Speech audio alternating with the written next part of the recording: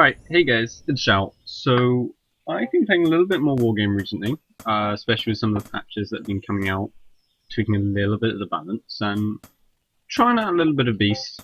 It tends to be the more popular option. You know me, I always tend to play Rax, but I had a little bit of Beast this time, messing around with it.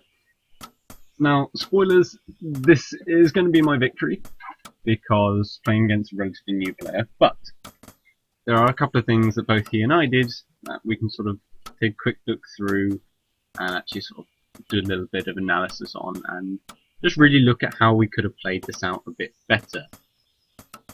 So just opening up house first, so is he.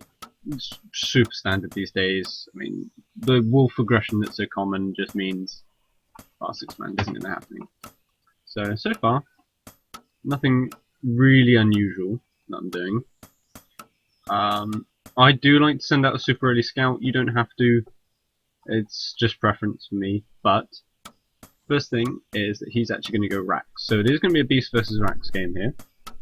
So that does change up the matchup a little bit. No more just everyone rushes dragons, but that's fine. We can work on that. So just opening up Den first and just going Den Expand, which is something I've been playing quite a bit. Probably against some of you guys. And this is the first thing that I think sort of gives me a little bit of an advantage in this game, is actually just this little worker getting the quick scout. So just going to come up to this line, pops in, sees it, leaves. Because that's all you need. You just need that little bit of scouting information. Sometimes versus wolves you can lose this worker if you control it badly, but I think the scouting information is worth it. And you see, we'll just follow it up with the wolf.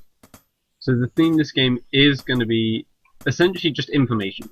Knowing not only what's going on in the game, but if you actually have an advantage or not. So you can see this little soldier is actually going to move out, which is not a great move, to be honest. He knows I've got... Well, actually he doesn't know I've got wolves, so he will potentially lose this. He does actually get a kill here because I was not paying attention to my mini-map during this game, which is my bad. But I've got a couple more wolves on the way, and I do pick up this soldier in a second. So it works out as a favourable trade for me, but it was kind of silly just to lose that worker. So you're going to see, I will stop at 5 wolves. You don't really need any more, and you can expand straight away off the back of it. So I've got 3 wolves, I should be able to just pick this little soldier, and more importantly, I stop him from getting round to my base, so he doesn't really know what's coming. But again, already you can start to tell little bits of information here. He's already seen 4 wolves, but he's not seen anything more than that. So you can start to get an idea of, I mean, not perfectly, but you know it's probably not a 2-den coming your way. This was actually a mistake by me. I had a second wolf queued up when I didn't need it. So obviously as soon as the supply opens up, having it queued up is great. But during this time, that was just dead time. I had resources I just was not spending. And that's a little bit of a theme again, just because of the way I played this. My macro is sloppy. So you can see, so his reaction, he's just going really defensively. Which, if he'd scouted properly, you'd have realised he didn't need to do. And this little poke in with my wolves, I'm looking for the worker, I'm not going to get it, but these little pokes in give me some more information. If you click on the gold mine, you can check out how much gold he's got. You can see he's not really started mining it. There's no hidden base off in this corner or anything. So I know that I'm happily a base ahead, and I can start teching up. And I'm actually going to tech up to werewolves. They're pretty darn good right now. Not great against dragons, obviously, but pretty sure no dragons are on the way, at least not soon. He just doesn't have the money for it. So I can pick up some werewolves, and they're a really nice counter of sort of spacing out his army, avoiding sort of that clump. So he actually goes for 3 racks off 1 base, and you can start to see where he's a little bit of a newer player. But it's more important about what he does with the information rather than where it comes from. So you can see again, sort of, he chased me out. I'm going to poke in, see what sort of army movement I can find. And you see, whenever I get too far out of vision range, so you can see I will do in a second, I'm just going to pop back in, check that the army is actually following me. I shouldn't really be engaged here. I think I will actually lose a wolf or two. But just sort of keeping an eye on the army, keeping an eye on its composition. Again, I make a couple of macro mistakes here. You can see I'm floating a fair amount of money. But that is just another thing I can improve on.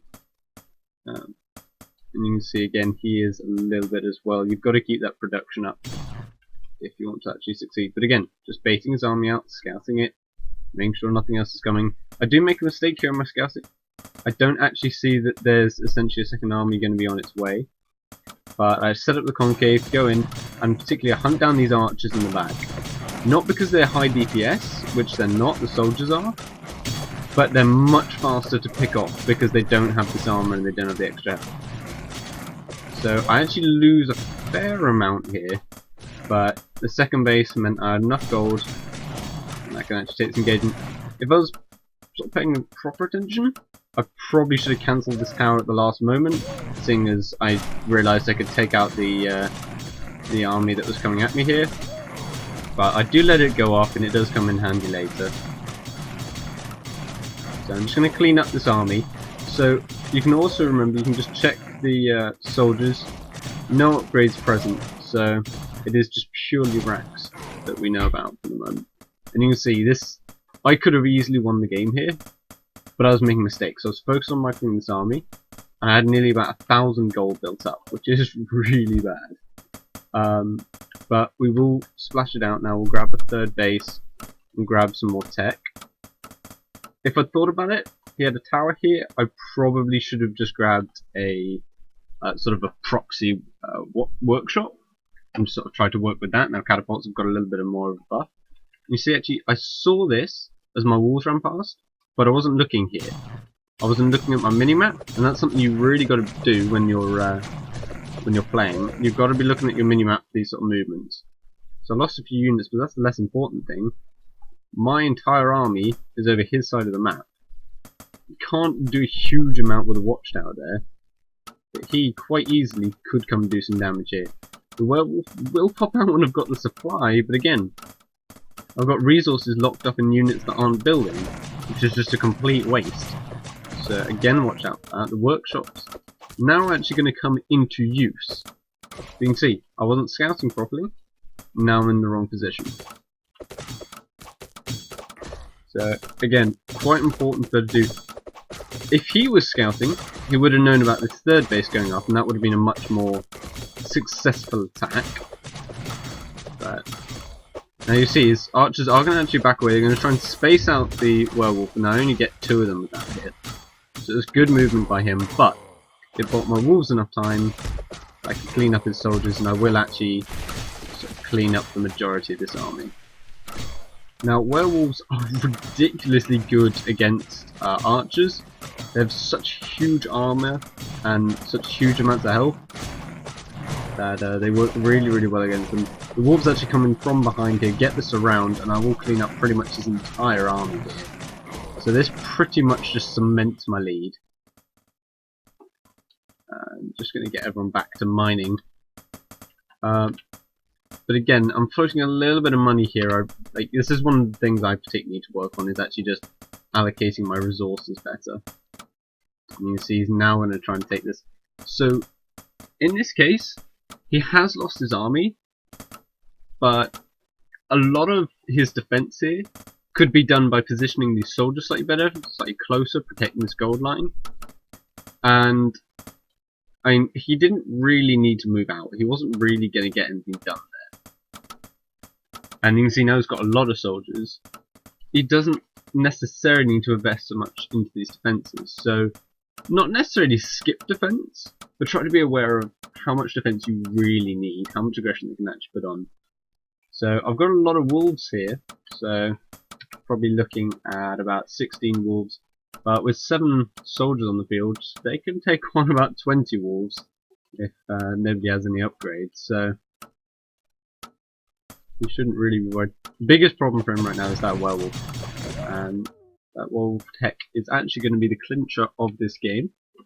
But that's not going to come into play too much until a little bit later. You can see again, just scouting out, scouting his third base, just scouting his movement as much as I can. So third base is finishing up, starting to get those upgrades coming in. And again, locked in money.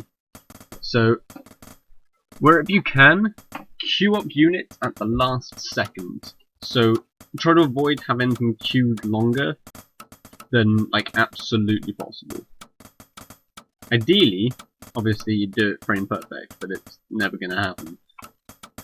But you want to be careful. I mean, that's like 160 gold's worth trapped up in that werewolf, which could easily be another den. I could have another den sitting there right now, and then sort of pump out the werewolf later when I actually needed it. Or even just houses to actually just free up that supply. But again, this is actually going to work out really nicely as an engagement for me. I spot his army just on the lower side of my vision here. And, oh, not actually there. In fact, with this werewolf, so I have the first werewolf prepped here and his focus is down. But then I've got speed upgrades. So this is one of the new upgrades actually that's been coming out. Yeah, so I've got +1 speed. You can see these wolves just race through absolutely everything. It's just pretty much impossible to actually escape from them. Which, between the werewolves breaking up his sort of layout and his positioning, and the little werewolves getting in on all the nooks and crannies, the wolves and werewolves composition makes for a really potent combo. Because it's just really hard to get any sort of position against it. So I'm sure there are some sort of better players than I am that will tell you sort of particular counters to this, but in this case, I've been finding that wolves and werewolves make a pretty decent combo, at least versus racks. So I've been having some trouble with dragons. I've had people that just switch into stuff like archers, and it becomes pretty difficult to do much. Just your dragons just get sniped pretty fast if you don't have great control, which I don't. I only have about 60 APM. But werewolves are big, tanky beasties. It makes them pretty darn potent. It's also really nice for sieging. Dragons aren't great versus towers, and neither are wolves. Werewolves, however, eat them for breakfast. They love them. They've got 4 armor, so much damage, they just absolutely tear through them. Now, another important thing here is just about setting up your army, setting up your defense. He lets the soldiers get baited out, which means I can not only spread out so I don't get hit by fireball, but I can also get right in on top of his army. Again, disrupt the sort of how he wants his army laid out, get in on top of it, and really start to do some damage. So there, the mages were a nice idea, but it comes down to 2 things. Your macro and your scouting is really what was important in this game. I had better of both, and I managed to take the game. So I'll be releasing some more videos soon, and hopefully some more analysis videos as well. Hope you enjoyed that, guys. I'm Jack, and I will see you soon. Alright, hello guys. Today we're going to be doing something a little bit different. Normally on here you see me doing tournament streams and all those lovely casts. But today we're going to take a little look at how a build works out. So for those of you who actually play fairly frequently on ladder or just custom games, you're going to be seeing an awful lot of wolves. Wolves everywhere, so many wolves, oh my gosh, just please stop. And I don't tend to really want to use wolves. I want to use my barracks flag. So I've been working on a build over the last couple of weeks that basically deals with it. So one of the particularly popular builds that I've been seeing an awful lot of is essentially this triple upgrade style. So grabbing 3 labs and going from there. Just so many upgraded wolves, you just can't take it and you fall over and you die. And this build is essentially designed to counter that. It's not as good against something like, say, dragons. Like a quick dragon rush is kind of super annoying, but it's going to be annoying anyway. And this build can be adapted partway through just by swapping out some of the soldiers for some more archers and trying to play it away like that. In fact, you can do pretty well with it stuff like that. I've not really had a chance because most people don't go dragons anymore. It's like the only thing I've played for like 3 weeks is everyone just doing this triple upgrade wolf style. I'm not sure who actually popularized it in tournaments, but someone did, and it's been pretty darn popular ever since. So I'm just doing my absolutely super standard opening that you've always seen me do. Go for the 1 barracks expand build as my opening, and my opponent here, to guess, let's just speed this replay up a little bit, is opening up with a wolf expand, which is again super common. This is basically what everyone you will ever meet is going to do. And in fact, there we go, he's going to go for a second wolves den. So sometimes people grab the base before the second wolves den, sometimes second wolves den first. Unlike a barracks, you can get away with having 2 wolves dens and still expanding. It's a little bit more costly, but if you remember, we did a video a while back on the 2020 build, so it's basically just that, and it's still fine. He's actually going to come in a house, so he's going to try and be a little bit more aggressive here, but this is Rocky Mountain, where it's basically just so easy to defend if you do it right. So, there we go, my expansion goes down, deflecting attacks at the front, attacks at the back. I played a little bit greedy here, which made it a close one for defending. You see this soldier almost died. I think he actually does get picked off in the end. This one just comes on the books, and soldier will pop out and deal with that. There we go, and I can just, my defense is just absolutely fine. So see, he's right now just got a huge amount of wolves. His economy is a lot slower. If we take a look at gold, I'm about 400 gold up, just on my opening. So this is a good start against the dragon. It's a good start. And I've actually gone a little bit quickly through the replay here. But the first thing I do, as soon as this expansion sort of gets finished up and the works start going, I grab a forge, and I'll start going into +1/+1. The upgrades don't quite line up perfectly, so you do end up getting a few more upgrades than that. And then as soon as I have the gold, after I've started the armor upgrade, as soon as I have the gold, I also get a Mage's Guild. So this is playing super heavy tech off 2 bases, which is a little bit greedy, but actually works out really, really nicely. So he's going to grab this 3rd base, now he's got map control. Again, pretty much dead standard for what you're going to see on the ladder if you go for any sort of barracks play. They're going to be aggressive with a chunk of walls, grab upgrades, and grab this quick 3rd base, so just try and take an advantage from the aggression they did. You can see, poor unfortunate me keeps trying to scout him, and it is not going to work out. And this is, again, pretty common. It's really, really hard to get those workers out, get map vision. I just don't know if he's gone for the 3rd base, 2 Dragon's Lairs, not quite sure. But I can see from the amount of wolves, I can already tell by this point he's stopped production a little bit. So I know that he's probably going for some greedier tech. So I can assume, let me say for a second. So I'm going to start to put down the rest of my production, and we will be looking at probably about 3 barracks of the 2 bases. Mage's Guild should be starting at Fireball. I think I actually messed up and started it a bit late.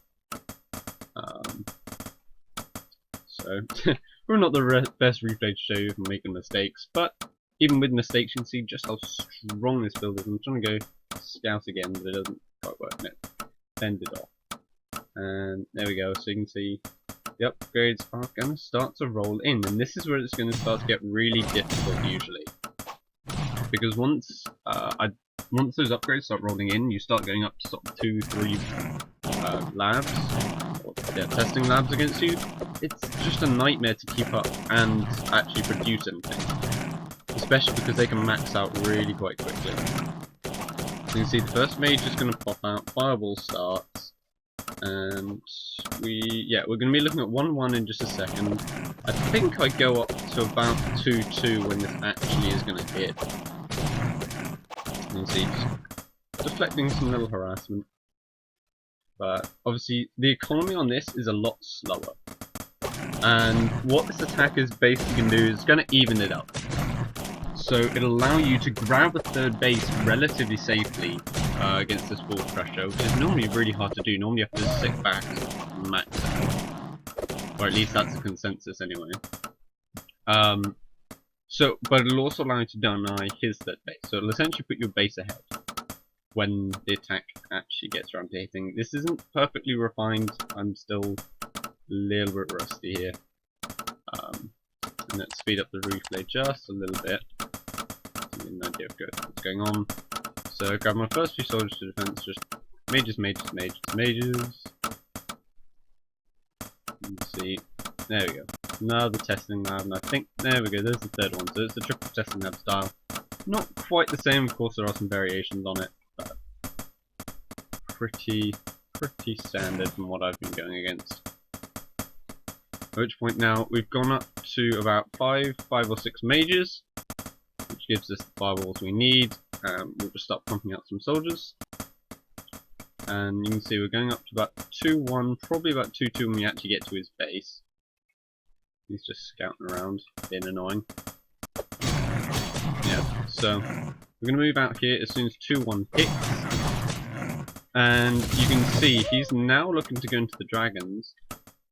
But even with this, with these super heavy upgrades, and I think he's actually going to get, I think he actually hits slightly before those really start to kick in. But normally this army would be really vulnerable. But Fireball, you see, you can just do so much damage straight away. Clean up the initial rush force. And because he's playing super greedy on tech, we can just come and deny this third base. So the fort will finish up, but he's not going to get a chance to really do anything with that. And in the background, we can grab our own third base. Our upgrades are going to be going up to 2-2 in about a minute here. So mainly when you hit with this attack, it's about 2-1.